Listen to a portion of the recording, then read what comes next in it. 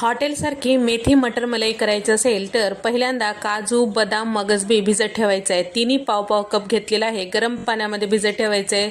3 cup इथे मी बारीक चिरलेली मेथी, 2 कप इतकं मटर घेतलेलं आहे. हिरव्या मिरच्याचा ठेचा आणि त्याचबरोबर कांदा आणि टमाट्याची पेस्टसुद्धा करून घ्यायचं आहे. पहिल्यांदा आपल्याला मेथीची भाजी आणि मटर थोडंसं तेल टाकून परतून घ्यायचं आहे. त्यानंतर फोडणीसाठी आपल्याला इथे थोडंसं तेल आणि बटरचा वापर करायचा आहे.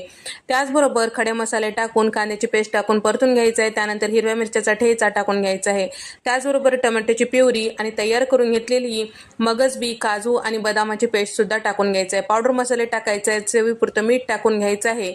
आता आपल्याला हे सगळं छान व्यवस्थित मिक्स केलं की थोडंसं पाणी टाकून आणखीन एकदा परतून घ्यायचं आहे. परतून घेतलेले मेथी मटर टाकून घ्यायचं आहे. आवश्यकतेनुसार पाणी टाकून घ्यायचं आहे. छान शिजून घ्यायचं आहे. लास्टला आपल्याला फेटून घेतलेलं दुधावरची साय किंवा मलाई टाकून घ्यायचे. 1 कप मलाई घेतलेला आहे. 1 मिनिट शिजून घेतलं की तयार झाली मेथी मटर मलाई.